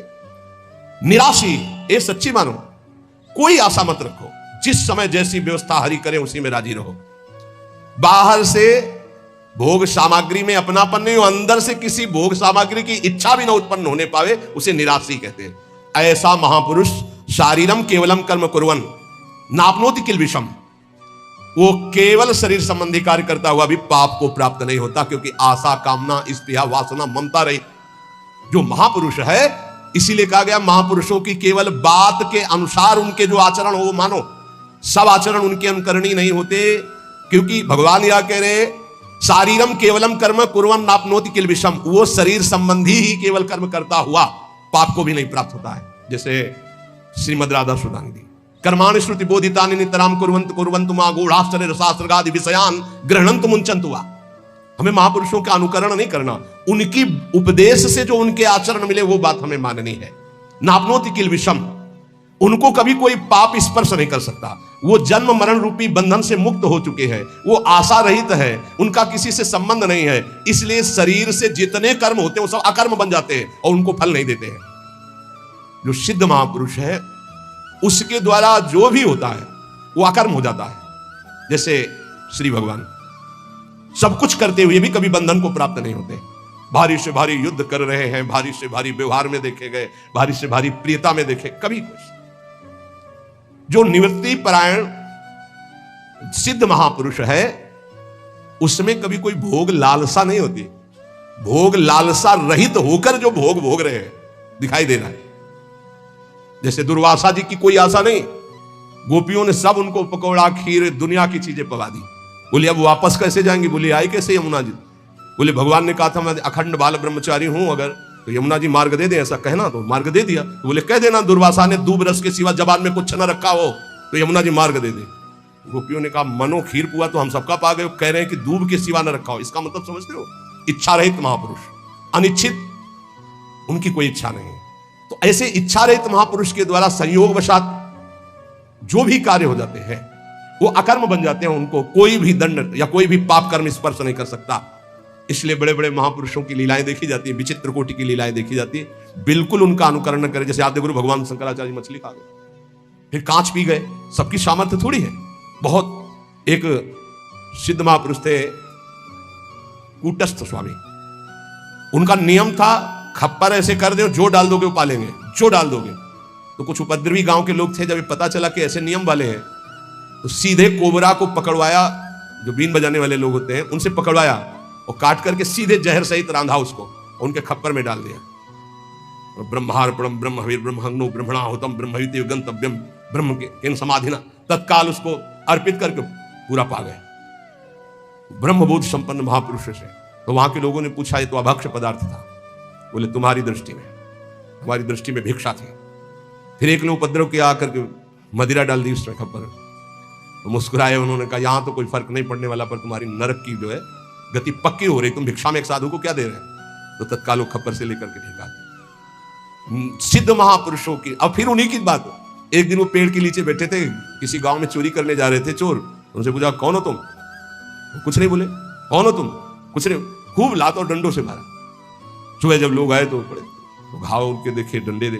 स्वामी जी किसने मारा? पता नहीं किसने मारा। बोले आपको दुख नहीं है? बोले क्यों दुख है? खप्पर में जो आया सो खा लिया, सो शरीर में जो आया उसे भोग लिया। सिद्ध पुरुषों की नकल थोड़ी कर सकते हैं, वो तो स्थिति प्रज्ञ महापुरुष है। शिव जी हलाल जहर पी गए, सब पी जाएंगे क्या? तो यहां कह रहे हैं कि उपासक को चाहिए कि महापुरुषों के जो वचन से आचरण मिले उनके अनुसार चले। निवृत्ति परायण साधक सदैव महापुरुषों के वचनों का अनुगमन करे, उनके विरुद्ध आचरण, निरर्थक आचरण, प्रमादयुक्त आचरण कभी न करे, तो वो भी सिद्धावस्था को प्राप्त हो जाएगा। व्यवहार का प्रवेश गुरु शिष्य के बीच में नहीं, हर समय वही मन इंद्रियों के आज्ञा के अनुसार चलना, वही भोगों में रत रहना, वही सांसारिक चिंतन, वही रुपए का चिंतन। क्या अंतःकरण से चिंतन करने पर पता नहीं चलता कि तुम्हारी स्थिति कहां है? तुम रोज अवहेलना कर रहे हो, रोज मन में ठेस पहुंचा रहे हो, तुम्हें पता नहीं। और हम तुम्हें ठेस नहीं पहुंचा रहे, हम तुम्हें उद्देश्य में पहुंचा रहे हैं। हमारे और तुम्हारे संबंध का उद्देश्य है भगवत प्राप्ति, और वो हमारी आज्ञा का पालन करने से होती, ना कि हमारे माथा पूजने से। ध्यान रखना, इस शरीर के पूजन से तुम्हें परम पद नहीं मिलेगा। यहां से जो आवाज निकल रही उसको पकड़ो, इससे परम पद मिल जाएगा। शरीर को तुमने गुरु मान लिया और उनके वचनों की अवहेलना करते हो, क्या होगा इससे? आज्ञा पालन ही सबसे बड़ी से आज्ञा सब न सो साहिब सेवा, चिल्ला चिल्ला के कहते हैं। ये 4 रुपए की सामग्री लेकर आ गए, तुम समझते हो इससे जन्मदिन बन जाएगा या गुरु पूजन हो जाएगा? मनमानी आचरण करो, जानते हो गुरु देख नहीं रहा। चाहे तुम लाखों कोस दूर हो, शिष्य बने हो, आज्ञा का पालन। 4 बातें सबको बताते हैं नियमावली में। पहला, जितनी संख्या गुरु मंत्र की दी है उसका निरंतर ध्यान रखते हुए उसका पालन करो। दूसरा, आचार्यवाणी का पाठ नित्य होना चाहिए। तीसरा, अभक्ष भोजन का त्याग होना चाहिए, और मन की वृत्तियां और बाहर के व्यक्ति के कुसंग का त्याग। 4 आज्ञा होती है, इसी में पूरा जीवन आपका मंगलमय हो जाएगा। मानता है कोई बिरला ही ऐसा होता होगा जो गुरु आज्ञा पर चले। गुरु आज्ञा ही पूजन है, गुरु आज्ञा ही सेवा है। व्यवहार का प्रवेश गुरु शिष्य के बीच में नहीं है। आज जगत में गुरु शिष्य का संबंध केवल व्यवहार का माना जाता है। नहीं, जो जितनी आज्ञा में चले वही प्यारा शिष्य। भोगों का महत्व रखने वाला कोई गुरु नहीं होता, और भोगों को देने वाला कोई अहंकार करके वो शिष्य नहीं होता। शिष्य के पास कुछ है ही नहीं गुरु के देने के लिए, क्योंकि उसने सर्वस्व अर्पित कर दिया, वो सेवक मात्र है। सकल समर्पण प्राण धन। गुरुदेव का है, आज्ञा करे तो प्राण दे दूं, तो मेरा क्या है? और गुरुदेव जो तत्व के ज्ञाता है, वो माया रचित वस्तु पदार्थों में प्रियता रखते हैं क्या? अभी समझे ही नहीं गुरु शिष्य के संबंध को। गुरु निरपेक्ष, शिष्य आसक्त गुरु पर। वो बड़े अभागी हैं जो गुरु से व्यवहार की याचना करते हैं, हमारी तरफ अनुकूलता प्रदान करते हुए अपना मानिए हमें। दुर्भाग्य है उनका। सद्भाग्य है जो गुरु के निरपेक्ष होने पर गुरु के अनुकूल रहते हैं। दुर्भाग्य है जो गुरु की अपेक्षा अनुकूलता की करे, कि हमसे अनुकूलता का व्यवहार करें। ऐसा नहीं। प्रवेश ना ही लोक व्यवहार, तो लोक व्यवहार का प्रवेश ही नहीं है गुरु शिष्य के बीच में। आज केवल लोक व्यवहार गुरु शिष्य के बीच में माना जाता है। केवल लोक, परमार्थ का परिचय नहीं कि गुरु से हमारा जो संबंध है उसका मतलब क्या होता है। सेवक जी महाराज कह रहे हैं, इस रस की प्राप्ति के लिए प्रथम सेवो गुरु के चरण, जिनिया धर्म कहो सब करन, नाम प्रताप बतायो। जो हरिवंश नाम अनुसरहो, निष्दिन गुरु को सेवन करहो, सकल समर्पण प्राण धन, गुरु सेवा तज करे जबानी, यह अधर्म यह सभानी, कान न रसिकन मेरा है। यहां कह रहे गुरु नाम अन्यथा, अन्यथा कर दो उनकी बात को, यदि नाम रूप लीला धाम से बिलक करते हैं। बस ये बहुत जोर की बात समझनी। एक संत भगवान आए थे हिमालय की तरफ से। उन्होंने कहा कि कबीर साहब ने कहा है गुरु करे 10 पांचा। महापुरुषों के वचन उपहास में भी कभी, विनोद में भी कभी असत्य नहीं होते। तो आपका इसमें क्या भाव है कि गुरु करे 10 पांचा? उनको पूरा दोहा याद था, हम तो इतने शब्द केवल याद किए। गुरु करे 10 पांचा, 10 5 अर्थात जब तक हमें विश्राम ना मिले तब तक हमें आगे बढ़ते रहना चाहिए। जिनके वचन से, जिनके दर्शन से, जिनके संभाषण से हमारा हृदय परमानंद स्वरूप प्रभु में आकर्षित होकर दोष रहित हो रहा है, वही गुरुदेव हैं। जहां से हमें भागवतिक शिक्षा मिल रही वही गुरुदेव हैं। अनुकूलता को गुरुदेव नहीं माना जाता। आज का उपासक अनुकूलता चाहता है। हम तुम्हें अच्छा अच्छा खाने को देंगे, पैसे देंगे, कपड़ा लत्ता देंगे, तुम भजन करो, मेरे अनुकूल बने रहो। ऐसे गुरुदेव नहीं होते। धज्जियां उड़ा देते हैं अहंकार की। कैसे गुरुदेव होते? पीपाजी महाराज राजा हैं, पहुंचे दीक्षा लेने के लिए। पार्षद खड़े हैं श्री स्वामी रामानंदाचार्य जी के। अंदर प्रवेश नहीं कर सकता कोई बिना स्वामी जी की आज्ञा की, अनुमति के। स्वामी जी महाराज, पीपाजी महाराज आए, उन्होंने कहा कह दो राजा पीपाजी आए हैं, आपके दर्शन करना चाहते हैं। क्या जरूरत है इन राजाओं की, कह दो जाओ यहां से। गए और कहा स्वामी जी महाराज का ऐसा आदेश है। वो सच्चे शिष्य थे, उनका कोई त्रुटि हो गई हमसे। राजा और राजपना और वैभव, ये त्रुटि हुई, सब हटाया, साधारण वस्त्र पहने और दरबार में फिर कहा नीच अधम पीपा आया है, पूज्य महाराज जी से कह दो श्री चरणों के दर्शन करना चाहता है। सेवक वापस आता है, स्वामी जी की आज्ञा, यहां खड़े क्या कर रहे हो, वो कुआं है उसमें गिर के मर जाओ, जाओ। चल पड़े। सेवक बताता है, स्वामी जी बिल्कुल कुआं के नजदीक पहुंच गए, अब बस गिरने ही वाले, रोक लो उनको। ए रुक जाओ, स्वामी जी का आदेश है, कदम लो, वापस आओ। चलो स्वामी जी के दर्शन करें। वो सदैव पर्दे में रहते थे, स्वामी श्री रामानंदाचार्य जी पर्दे से बात करते, जब तक अधिकारी नहीं तो पर्दा नहीं हटाते थे। अगर बात भी करेंगे तो पर्दा लगा के करेंगे, आप डायरेक्ट उनको नहीं देख सकते। स्वामी जी महाराज ने पर्दा हटवाया, क्यों? क्योंकि राज्य का अहम त्यागा और प्राणों का मोह त्याग दिया, अब शिष्य बनने का अधिकारी है। जाओ, अभी गुरु मंत्र नहीं देंगे, हम आकर देंगे तुम्हारे राज्य में स्वयं आकर। जी, आज से हमारा जीवन आपके चरणों में समर्पित है, जब उचित समझना तब आकर कृतार्थ कर देना। ये समर्पण यहां व्यवहार का समर्पण माना जाता है। गुरु हमारे अनुकूल चले, हमारा व्यवहार कर स्वीकार करें। प्रवेश ना ही लोक व्यवहार हो, गुरु शिष्य के बीच में लोक व्यवहार का प्रवेश नहीं है, सिर्फ परमार्थ का संबंध है। बोले गुरु पूजन करना है, गुरु पूर्णिमा है या अमुक उत्सव है। गुरु पूजन किसे कहते हैं? चंदन लगा दिया, माला पहना दिया, कुछ भेंट रख दिया, फल फूल रख दिया, इसे व्यवहार कहते हैं, पूजन नहीं कहते। ये व्यवहार है। और प्रवेश नहीं लोक व्यवहार, तो गुरु शिष्य के बीच में व्यवहार का प्रवेश नहीं है, तो पूजन किसे कहते हैं? पांचों ज्ञानेंद्रियां, पांचों कर्मेंद्रियां और अंतःकरण चतुष्टय आपकी आज्ञा में रहेगा, पूरा समर्पण आपका, सकल समर्पण, प्राण धन, गुरु सेवा। क्या हमारी इंद्रियां, हमारा मन, हमारा प्राण आपके चरणों में समर्पित है। जो आज्ञा करोगे वचनम करिष्येत, मैं वही करूंगा जो आप आज्ञा करोगे। यह है पूजा, और ऐसी पूजा करने वाले शिष्य को श्री जी की प्राप्ति होती है, भगवत तत्व का बोध होता है। लेकिन प्रायः मनमानी आचरण करे, किलो 2 किलो आकर फल चढ़ा दे, 1-2 लाख रुपया चढ़ा दे, खूब वस्तुएं भेंट कर दे, सोचे गुरु को प्रसन्नता हो जाएगी। तो जो गुरु नहीं है उसको प्रसन्नता हो जाएगी, जो गुरु है उसको प्रसन्नता नहीं होगी। गुरु आ ब्रह्म होनान लोकान पुनरावर्तिनो अर्जुन, ये ज्ञान है उनको। आ ब्रह्म स्तंभ पर्यंतम सर्वम मायामयम जगत, ये ज्ञान है उनको। तो इन भेंट और वस्तुओं से जो प्रसन्न होते हैं वो गुरु नहीं होते। गुरु प्रसन्न होते हैं शिष्य जब परम मंगलमय भगवान के नाम रूप लीला धाम में आसक्त हो जाए, क्योंकि हर गुरु का कर्तव्य है शिष्य को परम पद में आरूढ़ करना। अगर ऐसा नहीं तो शिष्य का त्याग कर दे, अगर ऐसा नहीं तो कह रहे गुरु नाम मन्ने था, गुरु बलि तजेव कंत ब्रज बनितन भे मुद मंगलकारी। यह अध्यात्म है, परमार्थ है, डरने की जरूरत नहीं। अपराध मत करना, भगवत विमुख मार्ग में हमें कदाप कदम नहीं रखना, चाहे कोई भी हो। नाम रूप लीला धाम, ये इनकी जय जयकार है अनंत ब्रह्मांडों में, महर्षियों में, ब्रह्म ऋषियों में, बड़े बड़े ज्ञानियों में, योगियों में, भक्तों में सर्वत्र पाया गया है। और जहां ये नहीं है तो कुछ नहीं है। चाहे कोई कितना भी बड़ा ज्ञानी हो, भगवत आराधना करते पाया गया है। वो अपने आत्मस्वरूप श्री हरि का चिंतन, हरि का गुणगान करते पाया गया है। इसलिए जो गुरु धाम नाम रूप लीला इनसे विलग कर दे तो कह रहे हैं मन्यथा, उनके वचनों को अन्यथा कर दो। प्रवेश नहीं लोक व्यवहार, तो क्योंकि गुरु और शिष्य के बीच में व्यवहार का प्रवेश नहीं है, शुद्ध परमार्थ, उनकी आज्ञा पर चलना। समय को सर्वत्र से हटा करके एकमात्र नाम और मंत्र में लगाना, यह गुरु की आंतरिक इच्छा होती है। लेकिन ये बहिर्मुख समय को काटने के लिए व्यवस्था करते कि मेरा समय कैसे कटे, इसलिए व्यवहार की व्यवस्था, व्यवहार की स्थापना करते हैं। व्यवहार परमार्थ से विमुख करने वाला होता है।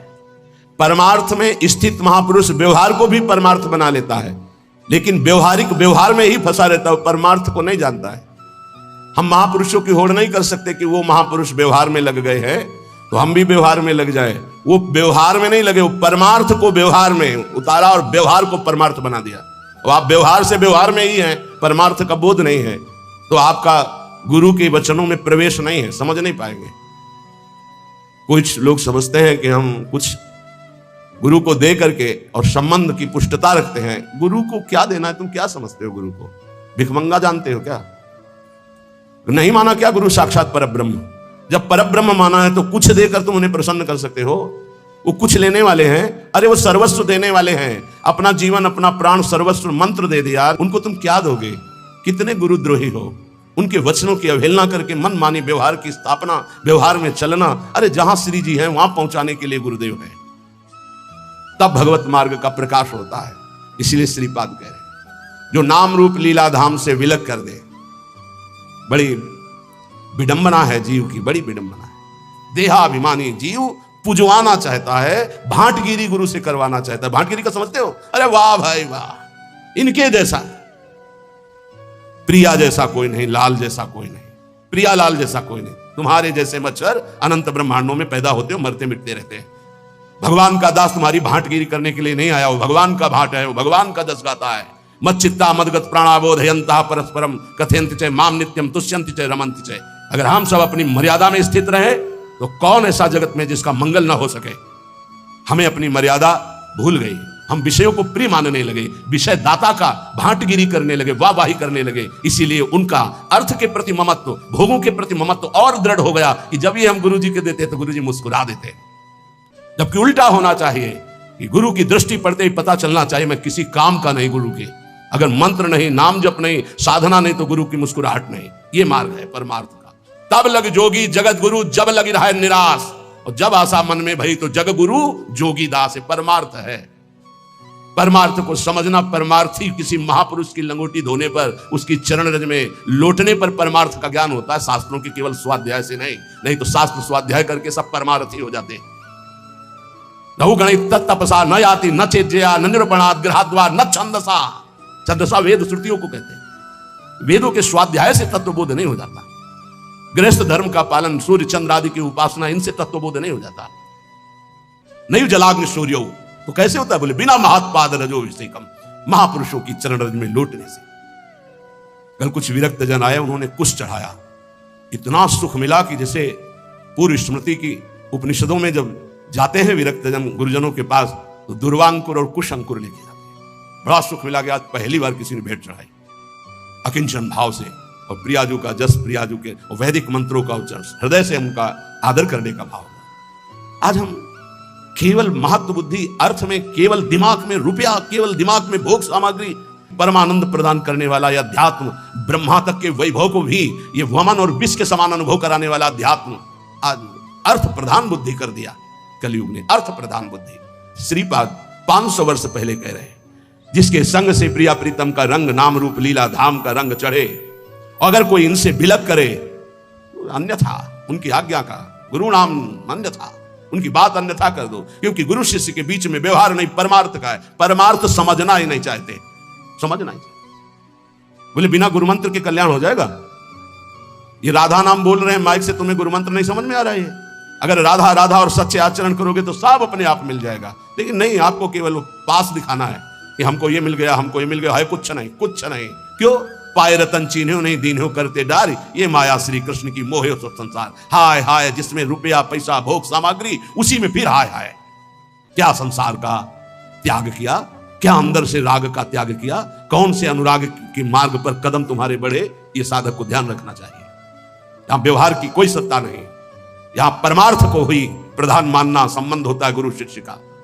कुटुंबाद्ये दीने द्रवन कृपया नो भवसितो, सकृत स्नेह वृंदावन मनुहठान निस्सर सखे। हे सखे, हे मित्र, ये परिवार के लोग जब तुम परमार्थ में चलने के लिए कमर कसोगे तब ये 2 वचन बोलेंगे, एक तो दीन वचन और एक कटु वचन। दीन वचन, बहुत तुम भजन करने लगे हो, देखो आज से तुम्हें हमारी कसम है, अगर तुम माला जपोगे ना तो फिर ध्यान दीजिए, हम आपके बिना जी नहीं सकते। दीन वचन, ऐसे प्रियता के वचन, भगवत मार्ग में। और कट वचन, आज से अगर भजन किया ना हम आत्महत्या कर लेंगे। ऐसे हमारे सामने उपस्थित हुए हैं जन, जिनके परिवार के जनों ने ऐसा। हाँ, कभी ये शराब पीने गया तुमने मना किया, कभी व्यभिचार करने गया कहा कि आज से अगर कभी व्यभिचार करोगे तो फांसी लगा लेंगे, कभी नहीं। माला लेकर अगर सत्संग सुनना शुरू किया, भजन शुरू किया तो तुम परिवार हो उनके। तुम्हारे जैसा दुश्मन और कौन हो सकता है संसार में? जाके प्रिय राम वैदेही तजिए ताहि कोटि बैरी सम जद्य परम स्नेही। अगर परमार्थ में कमर कसा है, गुरु चरणों का आश्रय लिया है, तो ये शब्द कान में बैठा लो। केवल माया, सत्य सच्चिदानंद प्रभु सबके हृदय में, उन पर दृष्टि रखो और उनको प्यार करो, और बाहरी शब्दों का कोई आदर नहीं। कुटुंबाद्ये दीने द्रव न कृपया, द्रवित मत हो जाना इनके वचनों में और भयभीत मत हो जाना इनके वचनों में, कुछ नहीं होता। ये मायाकृत केवल बातें हैं, फिर सब वैसे ही राग रंग में मगन रहते हैं। एक अकेला लड़का जब बाबा जी बना उसकी माँ ने अपने पुत्र से कहा कि तुम्हारे पिता का दिल फेल हो जाएगा ऐसी स्थिति में, न खाना न पीना न बोलना न चलना, क्योंकि सारा का सारा अर्थ उन्होंने अपने बेटे की ही उन्नति के लिए कमाया था, पढ़ाया लिखाया था। हमारा तो कोई बश नहीं होता, हम तो केवल रास्ता बताते हैं, चलना तो आपको होता है। तो उसने कहा आप पधार जाओ या पिता पधार जाए, जो हमारे गुरु की आज्ञा है, जिस तरह हमारे कदम बढ़ गए कदम पीछे नहीं। बहुत आनंद से हैं दोनों, कुछ नहीं होता। ये माया केवल अपना आकर्षण करके तुम्हें परमार्थ से गिराने की बात करती है। तो कुटुंबाद्य दीने द्रव न कृपया, तुम कभी द्रवित मत हो ऐसे मोह वचन सुन करके, क्योंकि तुम आए हो केवल अपना काम बनाने के लिए, तुम्हारा यहां कोई नहीं। जाओगे तब तुम्हें पता चलेगा, तुम्हारे साथ कोई नहीं जाएगा। मन पछितई है और सर बीते, सुत बनितादि जान स्वार्थ रतन ना करुणे सबीते। इन शरीरों से प्रेम मत करो, शरीरों में बैठे हुए गोविंद से प्रेम करो। गोविंद को नहीं जानते हो तो जानने की कोशिश करो। शरीरों को तुम जान नहीं पाए, कब कैसे कहां नष्ट हो जाएंगे कोई भरोसा नहीं इनका। जिनको तुम प्रिय पुत्र मानते हो, पति मानते हो, पत्नी मानते हो, वो गोविंद ही अंदर बैठा हुआ है, और वो अंतर ध्यान हो जाएगा तो तुम इन शरीरों को आग लगा दोगे। तुम इन शरीरों को प्यार करते हो, पर प्यार करते हुए भी नहीं करते। तुम उस अव्यक्त परमात्मा को प्यार करते हो जो सबके हृदय में बैठा है, पर उसे जानते नहीं हो, उसे मानते नहीं हो, इसलिए दुर्गति को प्राप्त हो रहे हो। नो भवश, अब ये संसार में डूबने का अवसर नहीं है, निकलो। बिल्कुल सत्य बात सुन। संसार से निकलने के लिए नहीं कि घर छोड़कर बाबा जी बन जाओ। बाबा जी बनने से परम पद थोड़ी मिल जाता है। भजन करने से, वैराग्य से, बाबा की कोई साधारण समझ में, जिसको देखो संत बनना कोई खेल समझ रहे हो। इन पूछो बच्चों से, जो नौजवान बच्चे हैं कि ऐसे जैसे आग में रख दिया जाए ऐसे जलते हैं, तुम क्या जानो, क्योंकि उसी मार्ग में चले तो हमें पता है। ये अवस्था 18, 20, 22, 24, 30 ये आग की अवस्था है। इस आग में ब्रह्मचर्य रह रहे हैं, इस संयम से रह रहे हैं, कोई मनोरंजन नहीं, किसी से मिलना जुलना नहीं। प्रणाम है, भगवान की बड़ी कृपा है इनके ऊपर, जो अपने धर्म में टिके हुए लक्ष्मण रेखा के अंतर्गत जीवन को समर्पित किए हुए। अब कुछ बने न बने, पक्का विश्वास करो, वृंदावन में बैठे हो बस ऐसे ही रेखा के अंदर रहना, और श्री जी ना मिल जाए तो मुझे बताना कि हम तुम्हें वहीं मिलेंगे। पक्का जाके व्यवस्था हमें को तो करनी है, तुम्हें चिंता नहीं करनी। बस लक्ष्मण रेखा के सच्ची कह रहा हूं, मंदिर में चढ़ के कसम खवाई जाती है, हम वृंदावन में चढ़ के बैठ के बोल रहे हैं। अगर लक्ष्मण रेखा के अंदर रहे, गुरु आज्ञा के अंतर्गत, तो तुम गिरो चाहे खड़े हो, इससे हमें मतलब नहीं है। रहना लेखा के अंदर, यहां ये नहीं कि गिर गए तो नहीं। अवगुण करे समुद्र सम गणत न अपनो जान, राई के सम भजन को मानत मेरु समान, ऐसी लाडली के शरणागत है। ए वृंदावनी प्रभाव सुन अपनो ही गुण देत, जैसे बालक मलिन को मात गोद भर लेत। माँ ये नहीं देखती कि बालक सोच लपेटे है, माँ देखती सिर्फ बालक है मेरा, दूसरे देखते सोच लपेटे।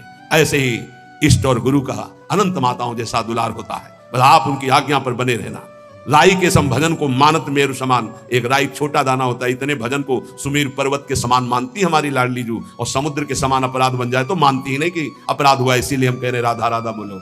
महारानी की करुणा के आगे कोई सिद्धांत नहीं चलता, प्रीति न काहू की कान विचारे। महारानी आज्ञा कर देंगे तो महाराज दस्तखत किए ही बैठे हैं, पक्का समझ लो। महाराज की कलम वहीं चलती जहां महारानी के नेत्र होते हैं, ध्यान रखना। महारानी के कृपा नेत्र है तो अनुल्लिख्यानंतान पितद अपराधान मधुपति, क्योंकि अनंत ब्रह्मांडों के जज आप ही हैं, यमराज का हिसाब भी आप ही करते हैं, आपसे बढ़कर कोई नहीं। और आप हमारी प्यारी जो के बिना मोल के बिके हुए, निर्तन भ्रकुटी बदन अम्बुज मृदु सरस हास मधु बोलन, अति आसक्त लाल अलिलंपट बस कीन्हे बिनु मोलन, बिना मोल के बिके हुए हमारे श्री लालजू महाराज लाडली जू के प्रेम में। तो कह रहे सकृत स्नेह वृंदावन मनु हठान्य सर सके। हे मित्र, एक बार वृंदावन का रंग रसिकों के संग से चढ़ गया तो निस्सार संसार, यहां से लेकर ब्रह्मलोक तक परम सार प्रेम, प्रेम हृदय में प्रकाशित हो जाएगा। महारंकत्वे वा परम विभवे वा बहुतरे सुखे वा दुखे वा यशसि बहुले यथाप्यशसि, मणौवा लोष्टे वा सुहृदि परमे वि द्वेषति वा समादृष्टिर नित्यम मम भवतु वृंदावन जुषहा। बहुत महिमामयी बात। ए भाई, मेरी बात को बहुत ध्यान से सुनना। श्रीपाद कह रहे भजन को इससे नहीं तोला जाता कि करोड़पति बन गए तो भजन का लाभ बहुत मिल गया, या भजन शुरू किया तो तुम दरिद्र हो गए, बोले देखो भजन फला नहीं। जिस दिन से वृंदावन गए, सत्संग सुना, उसी दिन से सब चौपट हो गया। दोनों बातें समझना।